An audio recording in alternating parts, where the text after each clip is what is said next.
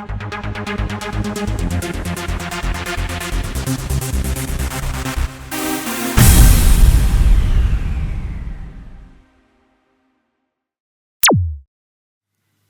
everybody, and welcome back to another episode of our Q&A sessions in which you give us questions and we do our best to answer them.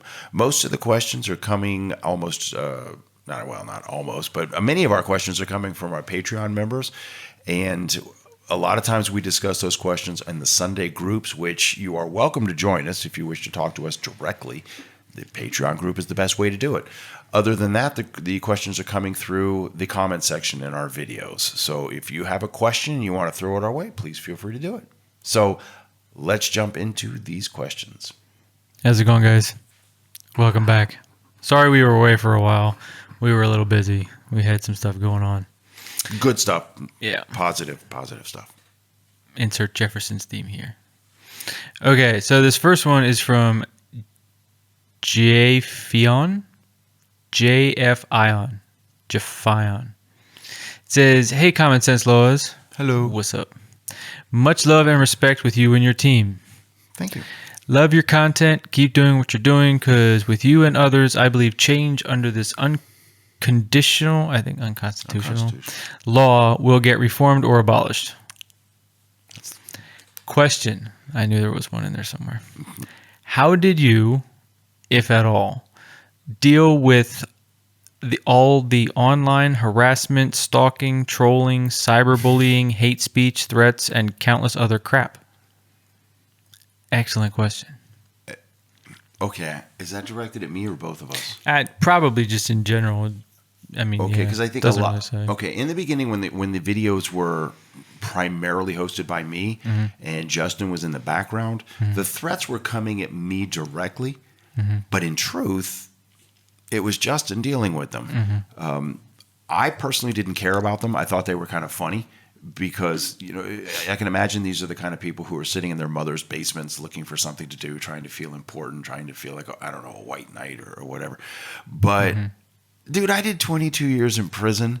And, my last 6 years after I got out of max isolation were spent in high security facilities with their, some pretty dangerous people. And do you really think an online threat is going to scare me? I mean, really? It's not like you're going to jump on a plane and come over here. And, good luck finding me where I live. But so at first, I'm going to be honest, I laughed. I honest to God did. And there were times, he and I would, I don't want to say share, sit over cups of coffee because it wasn't always coffee, but we'd laugh about it. And then later, Justin advised me that they just needed to be taken out of the group, that we needed to create a safe space. And maybe I'm talking more where you should be talking, but there came a time when Justin started filtering them out because you're just a waste of ones and O's. Yeah, that's all it is. It's people sometimes have nothing better to do than to find somebody that in their mind they consider to be beneath them in some way, shape, or form, and to demean them or just say really nasty shit, unnecessary stuff that most of the time isn't true anyway. Mostly generalizations. A lot of times people will attack just everybody in the comments. They'll just make broad general statements about people, and then the group attacks back. Yeah. Sometimes, hey, kudos to you guys. Hell yeah! But a lot of these people that come on here and just type shit, these keyboard warriors, these e-ninjas,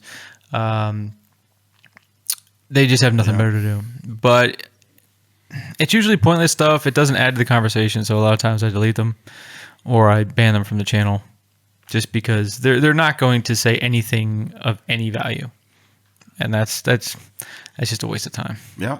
But thank you for the question. I don't think I've ever been asked that before. Yeah. No one's ever asked that before. We don't really think it's a big deal because lately there hasn't been any. I mean, that kind of went away. At the beginning, there was a lot I had noticed, but there hasn't been much of any. I haven't had to do any moderating. Do you remember one time, because I put out a video on this, one time one woman got on here and was insulting me, threatening me, and I think at some point tried to extort me. And I made a video about it. I'm like, please beep this out, but I'm like, bitch, if you really think you're going to... In fact, I had another channel that I was working on about Netflix videos, and somebody in the comment section said, "Hey, everybody, be careful because Steven's, registered sex offender."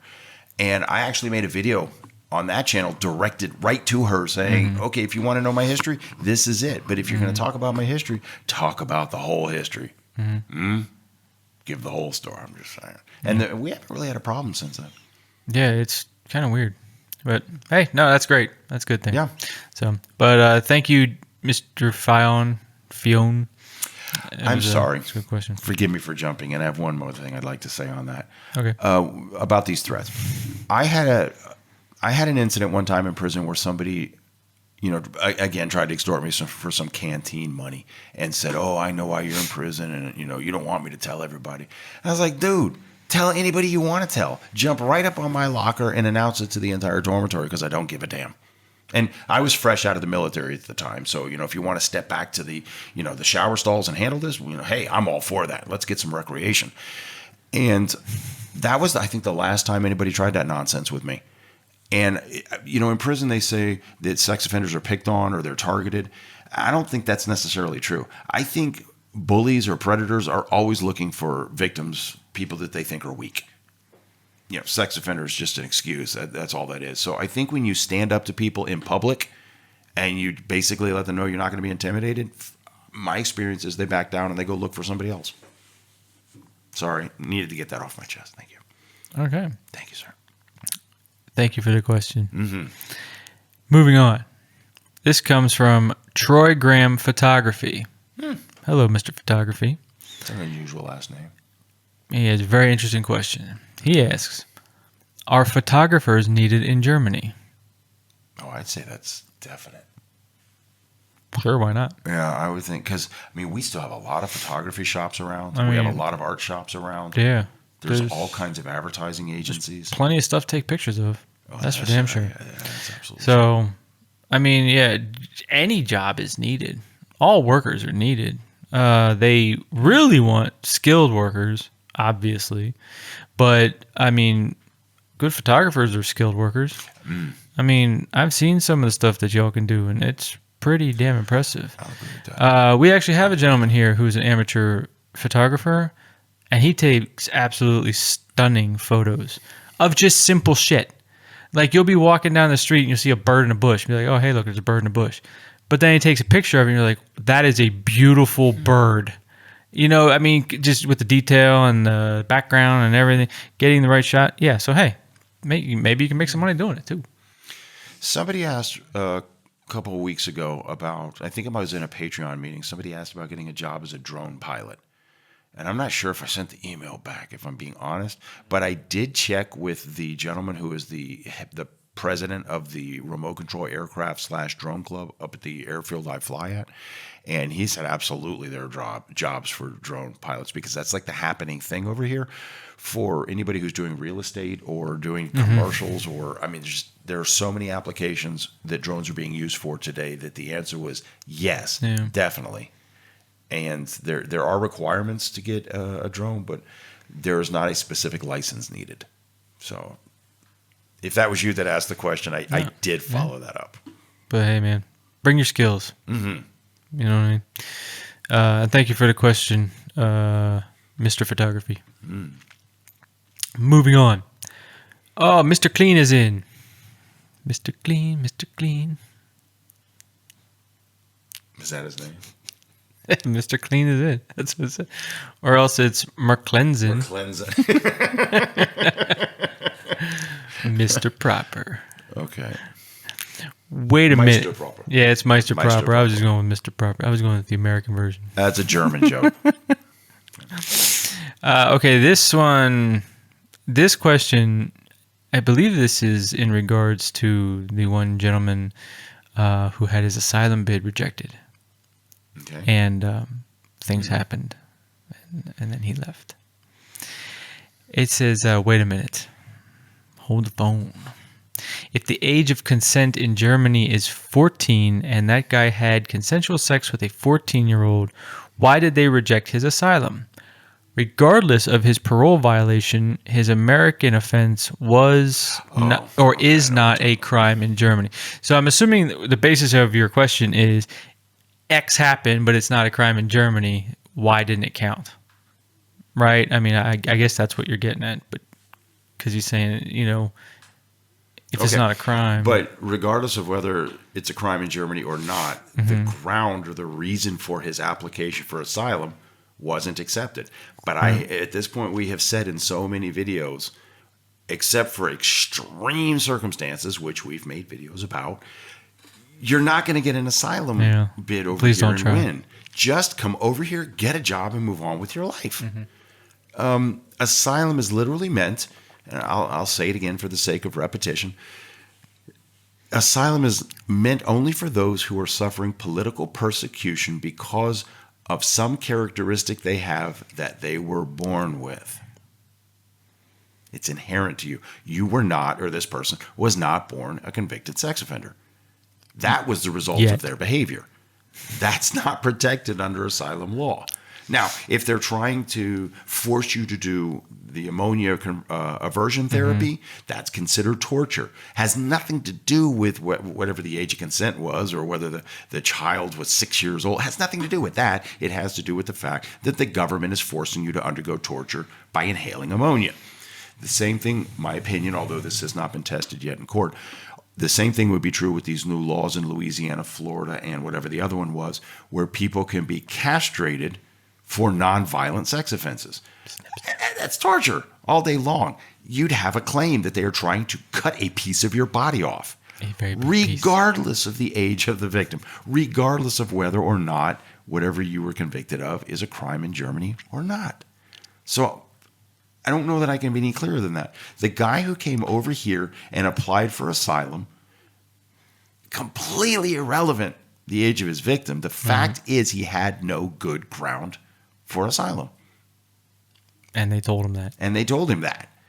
All he really had to do was come over here and otherwise get a job. Now, the fact that he tried to hide in the asylum process to, hide from the Americans so he couldn't be prosecuted for new charges that he has, bro, that's on you. That's on you. The asylum process cannot be used for avoiding justice. You just can't do that. Nobody's going to go for that. No. And of course, and I hope I'm not out of line in saying this, but just to further demonstrate to you that this young man was not thinking clearly, things happened after his asylum was rejected, and damn, did he make his situation worse for himself. Holy shit. But on the brighter side, he gets an extended stay in Germany. Oh, yes, he does. Yes, he does. And when he's done serving that sentence, he will be transferred back to the United States to face his sentences there. Don't make a bad situation worse. That's got to be like one of the basic principles of being an adult. Everyone's got problems. Don't compound them unnecessarily. I understand that people, myself included, people who have been on the registry and suffer under the restrictions on your freedom, you think, oh my word, I'm my human rights are being violated, and mine is a special case. Nobody's got it as bad as me. I get that. I totally, truly get that, and I understand. But your feelings, my feelings about what it's like to be on the registry are completely independent of what the law says. We have to go by the law. And the law says that American sex offenders don't need asylum. They can just come over here and get jobs. That's the bright side of this. Everybody seems to be a little bit down that we're not getting human rights violations in the courts. But damn, the upside is they're just saying, come over here and get a job. I can't say it any clearer than that. Yep. Thank you for the question. Thank you for that. Mr. Clean is in. That was an excellent question. Moving on. This one comes from Salvatore Emma or Salvatorima. Salvatore Emma. Hi, Stephen. Hello. Wave to the camera, Stephen. Just want to double. I look like Lenny. Just want to double check on something. Okay. I'm 60 and have a government pension. I'm thinking of retiring in Germany. If I find an apartment there and agree to a lease, can I acquire German residency, at least temporarily? To the best of my understanding, no. you have to have a job. And at 60, you can get a job. You just have to be able to demonstrate that you earn enough money to support yourself. So I don't know, come get a part-time job. I don't know if a part-time job qualifies. Excuse me. What would qualify as a part-time job in the United States would qualify as a full-time job over here, 140 hours a week. Most of the Central European countries do not accept retirees as residents, but you're not without hope.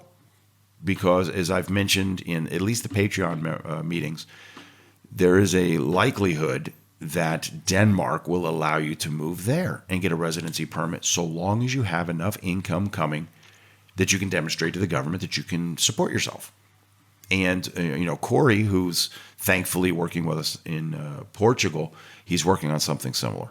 If I'm not mistaken, Portugal is one of those countries that possibly does that. So bear with us a little bit while we do our research, but also feel free to send us an email. The email is in the description of this video down below. And let us know that you're specifically interested in Denmark, because I am creating a list. When I have enough people on there to justify my, putting out the expense, I'm going to go to Denmark and I'm going again and sit down with a lawyer and ask these specific questions for these specific people. But I need to know that enough people are interested in that option before I, lay out money and take vacation time and go do it. So if you're interested, if you're like seriously interested, let me know. But as far as Germany's concerned, I don't think your chances are good there. Here. But I do think you have good chances in other places. Yeah.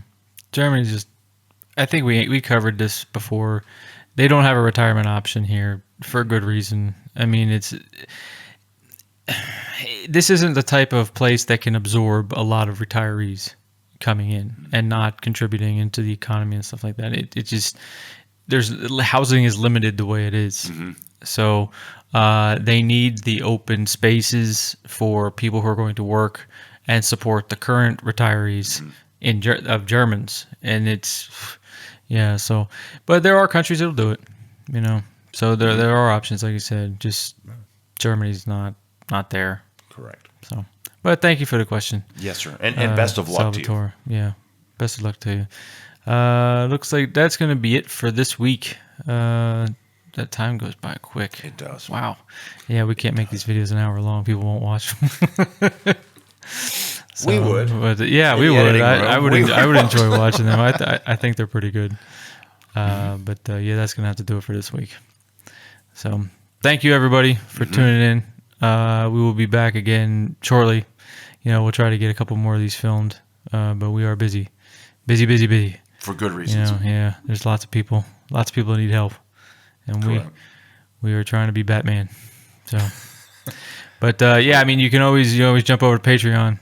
You can come join the community there. That's where we're spending a lot of our time. Correct. We have meetings every Sunday, like you said, and we're there to help.